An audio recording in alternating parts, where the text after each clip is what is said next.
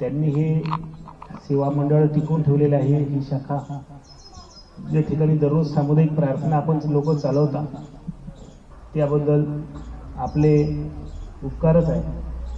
आणि या ठिकाणी भद्रावती म्हटलं म्हणजे गुरुदेव सेवा मंडळाचं एक मोठं इतिहासाचं गाव आहे। कारण चांगल्या विचाराचं एखाद्या शेतामध्ये आपण जर विचार केला की आंब्याची झाडं जगवायचे तर ते अत्यंत मेहनतीने सुद्धा जगवता येत नाही, परंतु गांजर गवत जर म्हटलं आपण तर ते पेराचं काम पडत नाही, दरवेळेस गांजर गवत उगवत राहते। त्या पद्धतीने चांगले विचार माणसाच्या मनामध्ये फार मेहनतीने आणावं लागते, परंतु वाईट विचार हे सहजरित्या मनामधून निर्माण होते। आणि म्हणून वाईट विचार पेरण्याची गरज पडत नाही, ते सहज उगवतात आपल्या मनामध्ये। आणि वाईट विचारापेक्षा चांगले विचार हे आपल्याला गरजेचे असतात जीवन जगण्यासाठी, परंतु चांगले विचार हे अत्यंत मेहनतीने आणि कठीण परिश्रमाने जरी आपण करतो म्हटलं तरी ते निर्माण व्हायला वेळ लागते। आणि म्हणून अशा वेळेस की सत्संग माणसाला तारत असतो। आणि म्हणून राष्ट्रसंत तुकडोजी महाराजांनी जे सामुदायिक प्रार्थना ध्यान या ज्या प्रणाली सांगितलेल्या आहेत या माणसाच्या जीवनामध्ये अत्यंत महत्त्वाच्या आहेत। आपण आपल्या मुलांच्या भविष्यासाठी एक चांगलं वातावरण जर निर्माण करायचं म्हटलं तर याच्याशिवाय मार्ग नाही आहे। कारण वाईट विचार सहजच माणसाला मिळतात, त्याच्यासाठी काही विशेष प्रयत्न करायला लागत नाही। आपल्या घरी प्रत्येकाच्या टीव्ही आहे, मोबाईल आहे, उघडलं की वाईट विचार आपल्याला सहज मिळतात। परंतु चांगले विचार जर पाहिजे असले मिळवायचे असले तर आपल्याला त्याच्यासाठी संत साहित्य वाचावं लागतं, ग्रंथ वाचावे लागतात आणि नंतरच आपल्याला ते मिळते। या वारीच्या माध्यमातून राष्ट्रसंत तुकडोजी महाराजांची ग्रामगीता ही गावागावामध्ये पोहोचावी असा एक प्रयत्न आहे। मागच्या वर्षी आम्ही असाच एक प्रयोग तेलंगणा राज्यामध्ये केला, ज्या परिसरामध्ये ग्रामगीतेचा विचार करणारे लोक फार कमी होते। जे उदयपाल महाराजही त्या ठिकाणी आले होते। तेलंगणा राज्यामध्ये जिथं आमची मराठी सुद्धा त्यांना व्यवस्थित समजत नव्हती आणि त्यांची तेलुगू आम्हाला व्यवस्थित समजत नव्हती, त्याही ठिकाणी आम्ही हा विचार मांडला।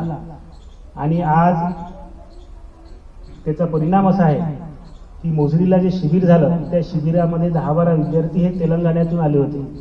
एवढंच नाही तर पुढच्या वर्षी संस्कार शिबिर तेलंगणात करण्याची त्यांनी तयारी बोलून दाखवली।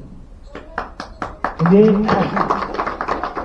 आपण जे फिरतो, आपण जे प्रचार करतो त्याचा हा प्रभाव आहे। आज अनेक राज्यांमध्ये हा विचार पोहोचत आहे आणि म्हणून तो विचार पोहोचत असताना महाराष्ट्रात त्याची कमतरता पडू नये। आज आम्ही पाहिलं की अनेक गावच्या शाखा मोडकळीस आलेल्या आहेत। त्यांना असं वाटते की कोणी प्रचारक आमच्याकडे येत नाही, कोणी प्रचारक आमच्या कामाची कधी दखल घेत नाही आणि आम्हाला प्रोत्साहन देत नाही। कीर्तनकार लोक त्यांना जर आपण पैसे दिले, तारीख घेतली तरच येतात, अन्यथा कोणी तुमची शाखा चालू आहे, बंद आहे, मोडली, काय झाली कोणी येऊन पाहत नाही। म्हणून आम्ही एकदा बसलो असताना सहज हा विचार निघाला की गावगावच्या शाखांना मंडळांना आपण भेटी देऊया। आणि मग तशी एक विदर्भभर एक रचना करण्यात आली आणि तुमच्या भद्रावती आणि वरोरा तालुक्याची जबाबदारी आमचे आसवले सर असतील, त्याच्यानंतर आमचे आदरणीय नरेंद्र भाऊ जीवतोडे आहे। मला आश्चर्य वाटते नरेंद्र भाऊंचा कामाचा जर व्याप पाहिला तर त्याच्या कामाच्या व्यापातून ते वेळ काढतील असं आम्हाला वाटलं नाही, परंतु त्यांचा जन्मच सेवा मंडळाच्या कुटुंबामध्ये झालेला आहे। त्यांचे मामा काडे गुरुजी जे आहेत ते अतिशय तारुण्य अवस्थेपासून तुकारामदादा गीताचार्यांच्या सोबत काम करायचे।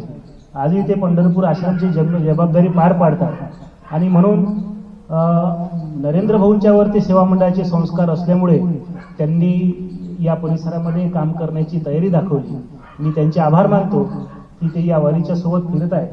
त्याच्यानंतर आमचे या परिसरातील सर्व कार्यकर्ते, गावंडे दादा असतील, आमचे कुत्तर मारेजी असतील, त्याच्यानंतर आमचे मुरकुटे साहेब आहेत, इथं अनेक कार्यकर्ते आहेत। आमच्या उदयपाल महाराज आता वणीवरून आले आणि हे सगळे लोक राजदादा भुंगर पुसदवरून या ठिकाणी आलेले आहे आणि वेळ देत आहेत। हे सगळे लोक याच्यातले विनाकामाचे कोणीच नाही, घरून काढून दिलेले आहे असं वाटते का तुम्हाला हे लोक? नाही व घरी जरासाहेब बडबड करते, नुसते रिकामे फिरते, त्याच्यापेक्षा हे काढून द्या असं नाही। हे सगळे कामाचे माणसं आहे, पण हे या ठिकाणी जे पोहोचले आहे तुमच्यापर्यंत हे त्यांना एक आत्मीयता वाटते की हे कार्य आपण केलं पाहिजे. सेवा मंडळाची माणसं अत्यंत सेवाभावाने काम करतात. त्यांना कुठल्याही गोष्टीची अपेक्षा नसते, फक्त एक कौतुकाची थाप त्यांच्यापर्यंत पोहोचावी, त्यांच्यापर्यंत आपण जावं, हा एक दृष्टिकोन या मागचा आहे. कारण की अनेक समस्या आम्ही पाहतो की आमच्या मुलं झपाट्यानं एक कुसंस्काराकडे जाताना दिसते आम्हाला. छोटे मुलं असतील तरी तंबाखू, खर्रा, बिडी, सिगरेट या सगळ्या गोष्टींकडे मोठ्या झपाट्यानं वाहताना दिसते आपल्याला. आणि म्हणून त्यांचा हा वाईट विचारांकडे, वाईट व्यसनांकडे वाढणारा जो कल आहे, हा आपल्याला कुठेतरी थांबवता आला पाहिजे. आम्ही पाहतो की मोबाईलच्या माध्यमातून सगळं जग माणसाच्या खिशामध्ये आलेलं आहे, परंतु माणसाचा खिसा कसा भरता येईल याची अक्कल मोबाईल आपल्याला देऊ शकत नाही. लक्षात ठेवा, त्याच्यासाठी शिक्षणच घ्यावं लागतं.